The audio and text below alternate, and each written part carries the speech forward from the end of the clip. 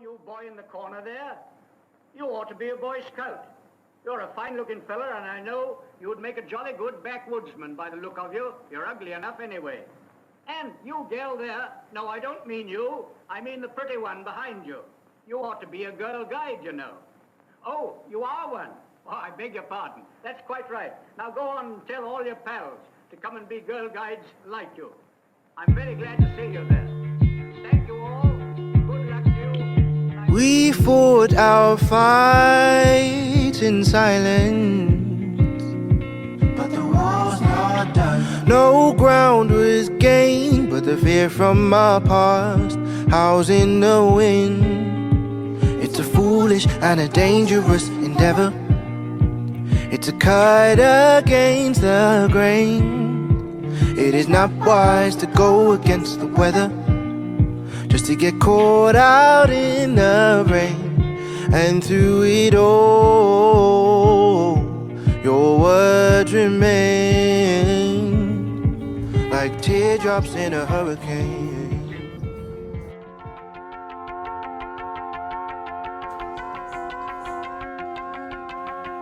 Le vendredi 6 juillet, à 3h45, nous partons de Rouen, vers l'aéroport Charles de Gaulle.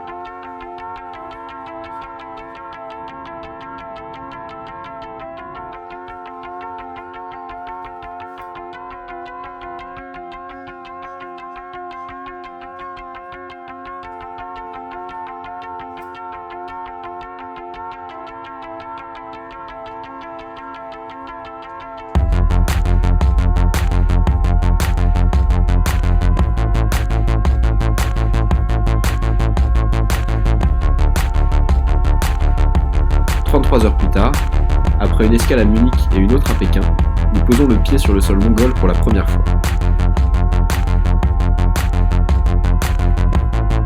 Nous sommes le 7 juillet, il est 18h30 et nous n'avons récupéré que 2 des 6 sacs en soute. Il nous manque 4 valises sur 6, donc c'est un peu pénible.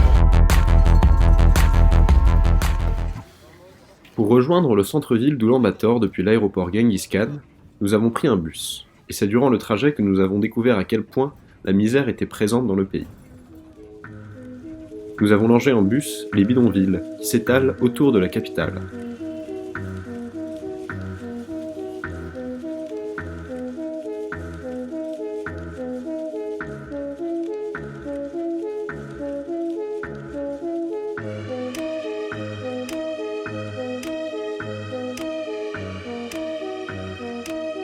À Oulan-Bator, pas de système d'égout, si bien qu'avec un peu de pluie, les rues se transforment en rivières.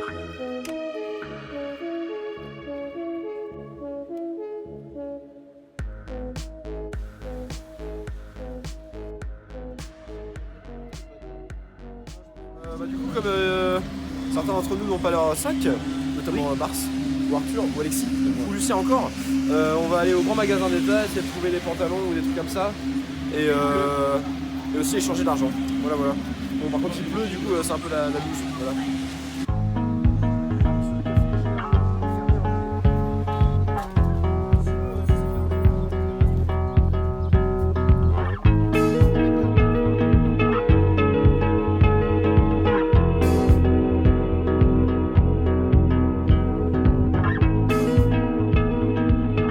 Nous y sommes restés 4 jours complets. Durant cette période de l'année, le Nadam, fête nationale de la Mongolie, avait lieu. À l'origine, nous voulions assister aux combats de lutte traditionnels et au tir à l'arc, mais tous les tickets étaient déjà vendus quand nous sommes arrivés. Nous avons donc regardé les cérémonies officielles sur la grande place d'Oulan-Bator, ainsi que des photos et des films de l'événement.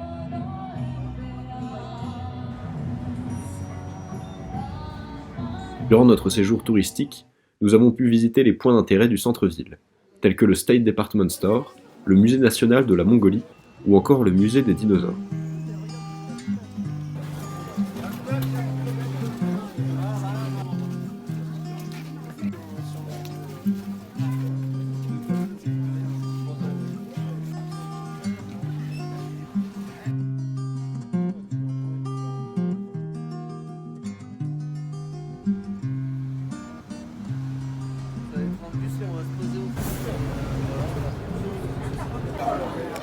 Octobre 2018. On vient de récupérer nos sacs, donc c'est un bonheur. Ça faisait 3 jours qu'on les avait perdus, enfin qu'on ne les avait pas eus. Du coup, on va enfin pouvoir changer de slip, dormir dans des duvets, donc là on est super content, c'est le bonheur. Le lundi 9 juillet au soir, avec 5 jours d'avance, pour ne pas gêner les festivités du Nadam, nous avons célébré la fête du 14 juillet à l'ambassade française de la Mongolie. Nous allons inaugurer maintenant la cérémonie par les hymnes nationaux. Je suis heureuse de vous annoncer que l'ensemble de l'équipe de l'ambassade va chanter les hymnes avec la fanfare mongole et je souhaiterais vous inviter à chanter.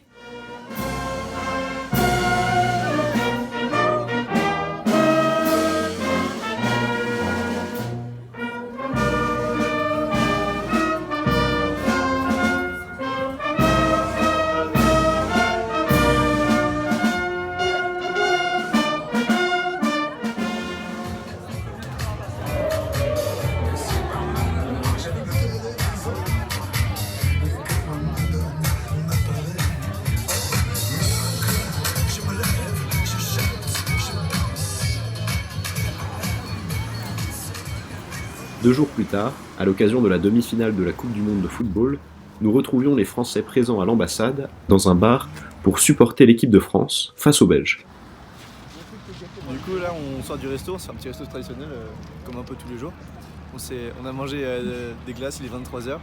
Du coup on va aller rejoindre des amis français qu'on s'est fait hier à l'ambassade pour la fête nationale. Et après on ira mater le foot à 2h du matin.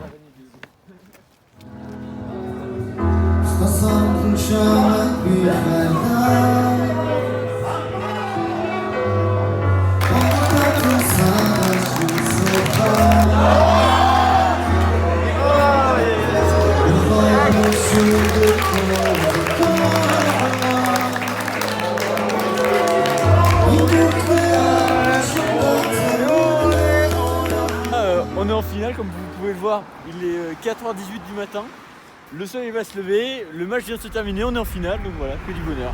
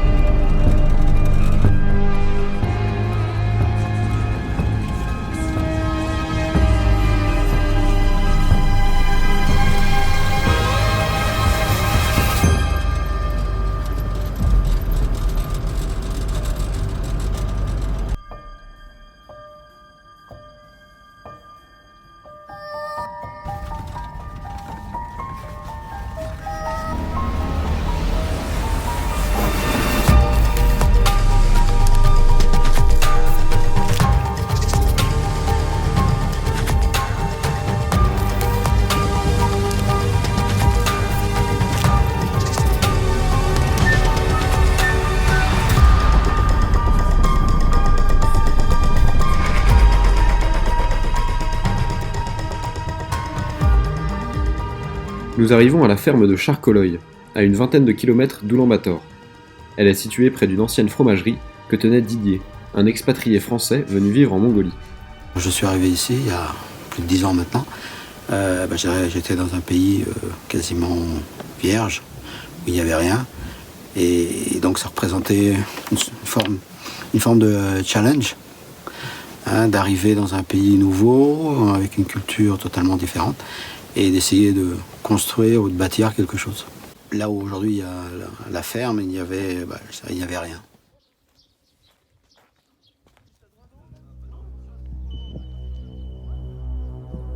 Avant de monter notre yourte, nous avons décidé de prendre un peu de hauteur afin d'admirer le paysage.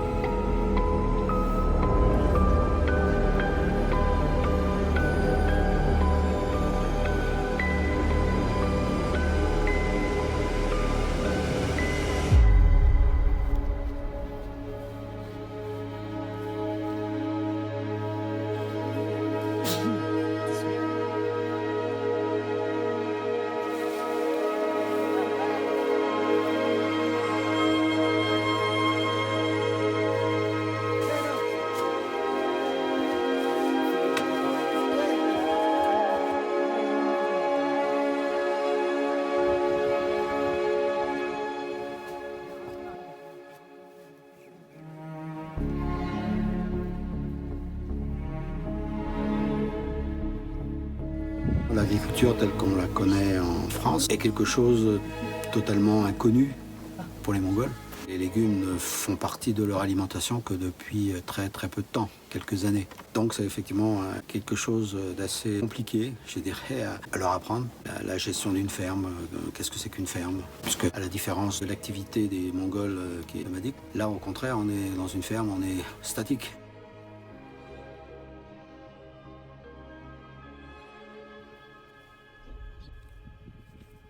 La permaculture, c'est un mode de culture cyclique où on produit sans avoir à rajouter des engrais et sans utilisation d'additifs type pesticides, herbicides ou autres. L'arrachage des mauvaises herbes se fait à la main, etc., etc.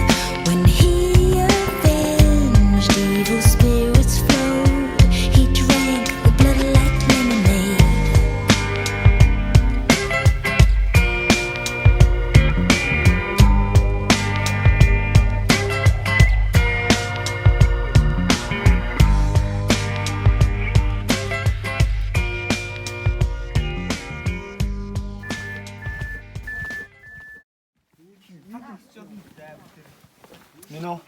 Vas-y, rentre. Bah oui, rentre. Oh, mais oui. Oh, l'honneur. Waouh. Elle est belle. Ok. Mais non. Waouh. Mais non.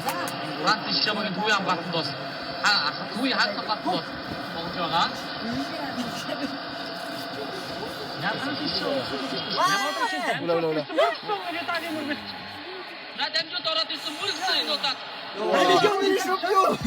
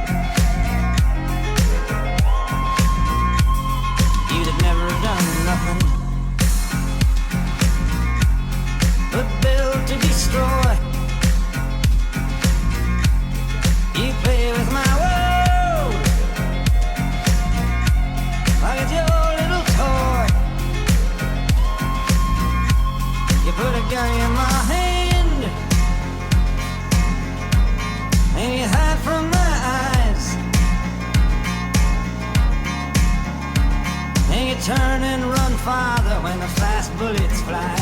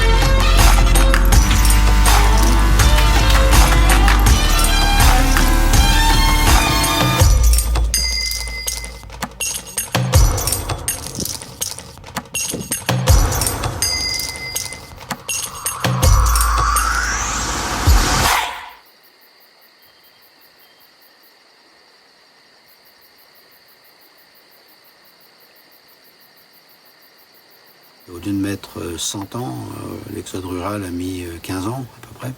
Et donc la population rurale a quitté massivement ces lieux historiques d'habitat pour se réfugier dans les villes, puisque la vie dans les steppes est une vie de liberté, mais c'est une vie aussi très rudimentaire. Il n'y a pas de confort, il n'y a pas de sécurité, il n'y a pas d'électricité, il n'y a pas d'eau courante. Quand on est à la campagne, en Mongolie, on a des animaux et on se nourrit avec les animaux et on n'a besoin de rien d'autre. Les vrais nomades en Mongolie, tels qu'on les conçoit, aujourd'hui, il n'y en a plus. À part peut-être une tribu mongole qu'on appelle les Tsatan, qui se trouve dans un endroit reculé du nord-ouest de la Mongolie, qui eux continuent une certaine forme de nomadisme. Toute l'année, ils se déplacent avec leurs troupeaux de rennes. Je pense que ce sont les derniers vrais nomades, dans la mesure où ils n'ont pas de camp permanent et qu'ils se déplacent en fonction des saisons. Pour la plupart des autres Mongols, en fait, le terme nomadisme est inadapté. À peine arrivés à Kashahat, nous sommes partis aider une équipe de scientifiques russes à protéger des tourbières présentes dans la région.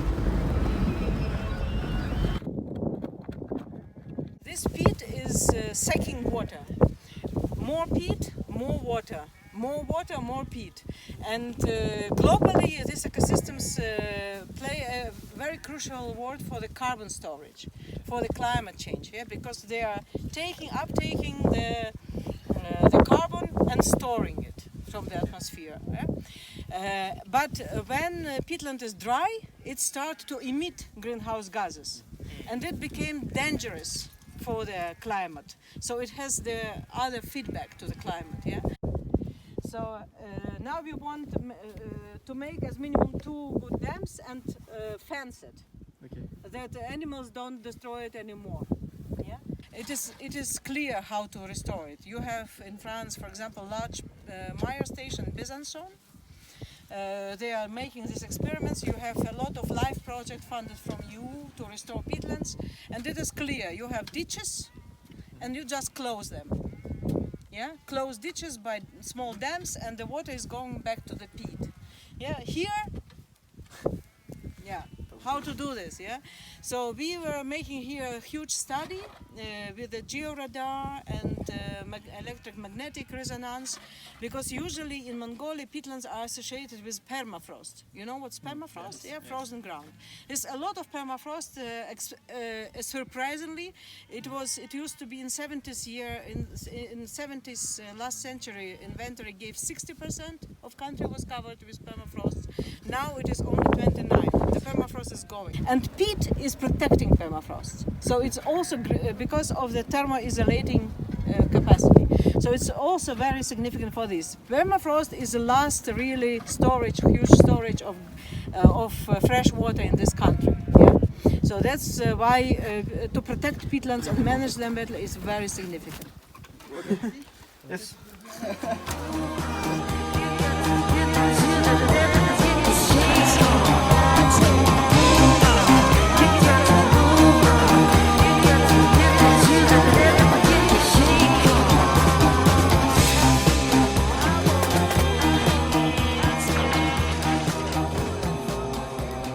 Le lendemain, les scientifiques sont rentrés en Russie et en Allemagne. Il ne restait alors plus que Chimède, sa famille et nous. Pour fêter leur départ, nous avons assisté à la préparation et goûté au boudog, un plat typique mongol. Il n'est généralement fait que pour les grandes occasions. La méthode de cuisson est particulière. On place des pierres chaudes directement dans le ventre de l'animal.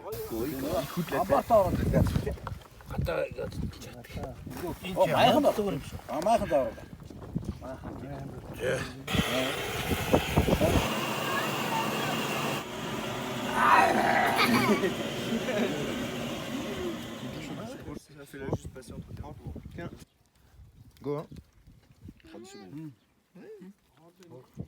C'est super bon. Non, en vrai, le premier goût il était pas top. Et ça, espèce de peau là, c'est vachement bon. Comme à Charcoleuil, nous avons continué notre travail de permaculture. À Cachaat, cela consistait à préparer un champ en le désherbant et en y enlevant tout caillou présent dans le sol.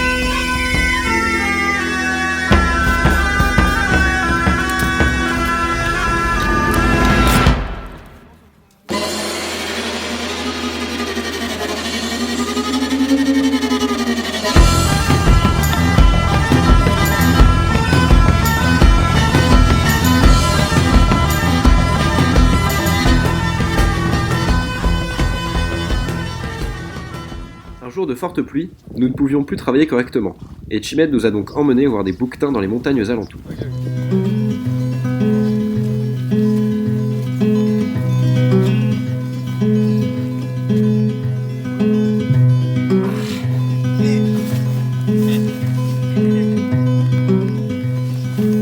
Alexis, tu vas? Would you take me as I am? Long to be with my feathers to the wind and flying free out of darkness to the light of day.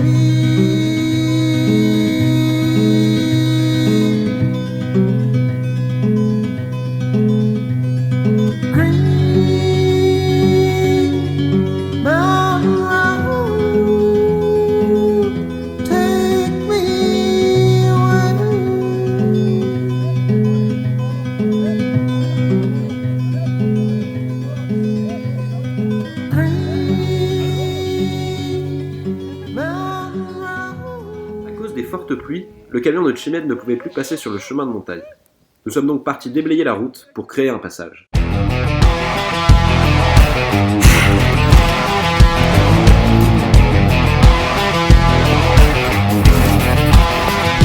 It's a fine, fine line between whiskey and water into wine.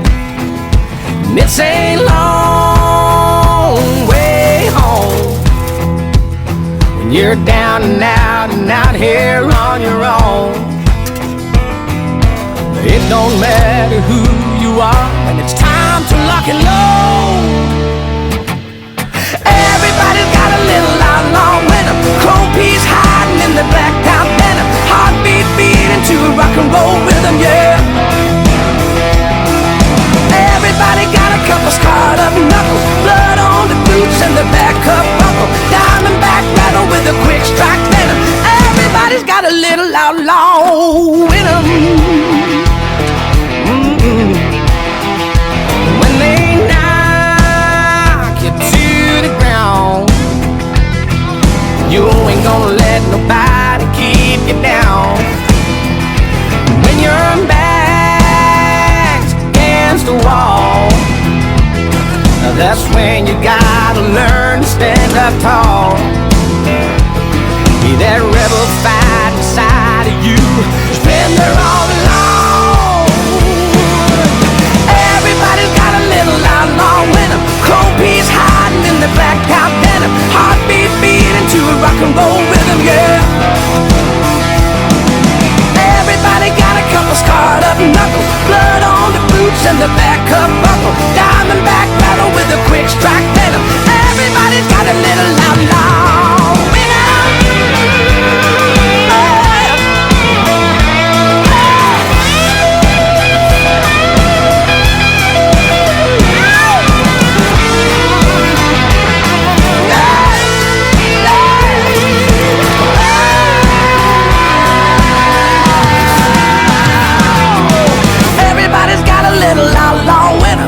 Piece hiding in the blacked out denim, heartbeat beating to a rock and roll rhythm, yeah.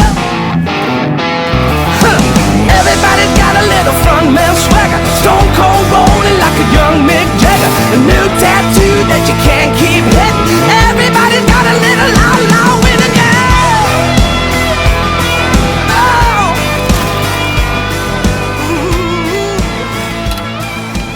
Everybody's got a little outlaw in it.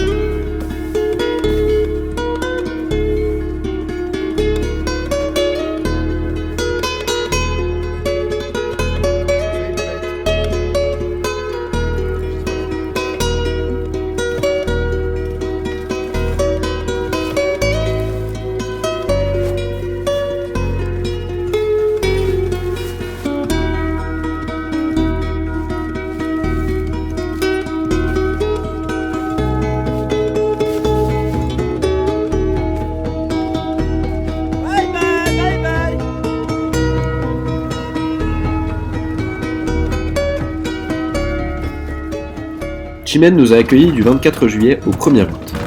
Avant de reprendre l'avion vers la France, nous sommes passés par Karakorum, l'ancienne capitale de l'Empire mongol, afin de visiter le monastère d'Erdenetzu.